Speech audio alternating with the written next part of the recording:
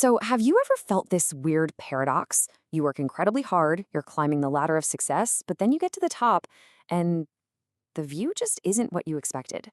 Well, in this explainer, we're going to dig into why that happens and how a blueprint that's over 2,000 years old might just hold the key to a much more fulfilling life. I mean, this question really hits home for a lot of people, right? You land the promotion, you crush the sales target, you cross that finish line, and for a second, it feels amazing. But then, almost right away, that feeling just vanishes, and you're already hunting for the next prize. It's this relentless treadmill that can leave you wondering, am I even running in the right direction? And this really gets to the heart of the problem. So many of us have been taught to measure our lives with a kind of internal scorecard. It's this collection of job titles, salaries, accomplishments, all the things we use to prove our worth to ourselves and to the world. We're just constantly checking that score, hoping it all adds up to a life well lived. Okay, so here's the game plan for today. First, we're going to break down this modern happiness trap. Then we'll step back and ask what happiness actually is, with a little help from some ancient wisdom. From there, we'll look at a practical blueprint for virtue, see how it fits into our lives today, and finally explore a whole new way to light the path forward. All right, let's kick things off with part one, the modern happiness trap. We've really got to take a closer look at this game we're all playing, this constant and frankly often exhausting race for success. The economist Joseph Schumpeter just completely hit the nail on the head with this one. The money, the status, the power, they're not just rewards. For so many of us, they're points on the board. They're a real, tangible index of success that proves we're winning. The biggest problem, though, this is a game that never, ever ends. And, well, this is where our obsession with scorekeeping can get a little dark. According to one study, working all the time isn't always about ambition. Sometimes it's actually a way to self-medicate, a strategy to run away from feelings like anxiety and depression. We just bury ourselves in that scorecard so we don't have to look at what's really going on inside. So if chasing points on a scorecard is a trap, maybe the problem isn't how hard we're working. Maybe the problem is the goal itself. And that forces us to ask a really big question. What is happiness, really? Seriously, what if this whole idea we have of happiness, that it's some destination you arrive at through achievement, is just wrong? The good news is we are not the first people to wrestle with this. The ancient Greek philosophers pretty much dedicated their lives to this exact question, and their answer completely changes the game. Okay, I've got a new word for you, eudaimonia. It's pronounced eudaimonia. Now, Aristotle used this word, but he didn't mean that temporary feeling of pleasure you get from a good meal. He meant something much deeper, human flourishing. And here is the absolute key. It is not something you get. It is something you do. It's the activity of living a good and virtuous life.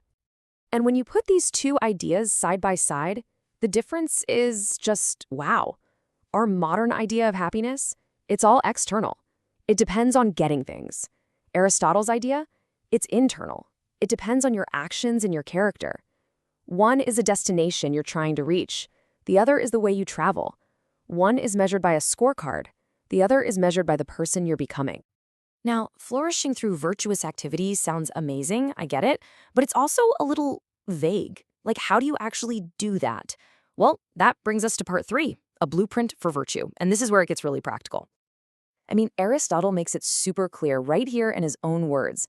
Happiness is an action verb. It's the sum of all your choices, your habits, your conduct. You don't just find happiness, you live it. You build it, moment by moment, with your actions in the world. So how do you act virtuously? Well, this is where Aristotle's genius really shines. He said virtue isn't about being perfect. It's about finding what he called a golden mean. He argued that every virtue is just the perfect balance point between two vices, one where you don't do enough and one where you do way too much. And finding that balance isn't something you're born with.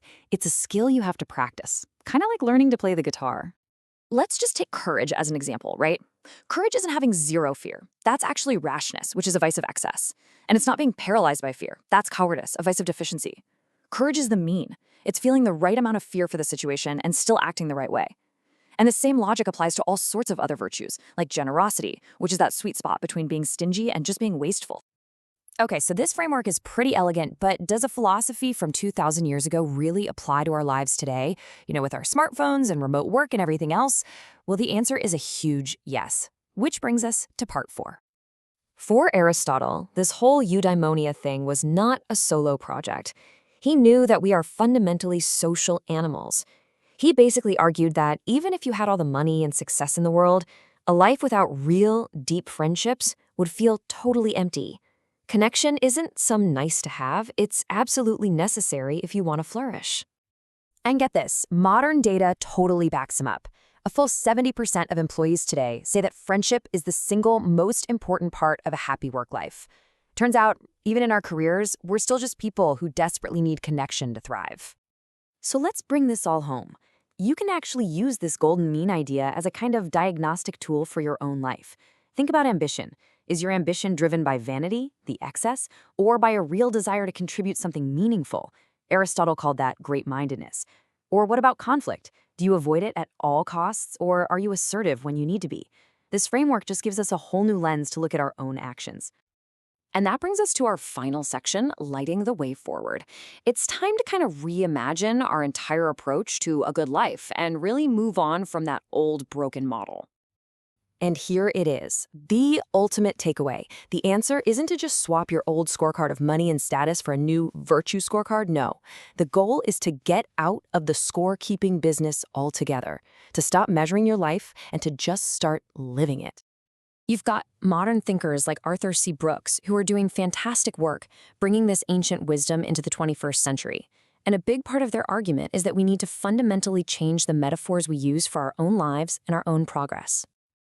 And that shift leads us to a new, and I think much more beautiful, metaphor. Now, this one comes from the Buddha, but it perfectly captures the spirit of eudaimonia. Instead of a scorecard, think of yourself as a light. Your purpose isn't to rack up points, but to illuminate, to make your own purpose clear, and to help light the way for others.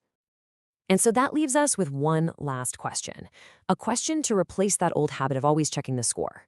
What if, at the end of each day, instead of asking, how did I do or how did I score, you asked yourself, what light did I shine today? That one small shift in focus, well, it might just change everything.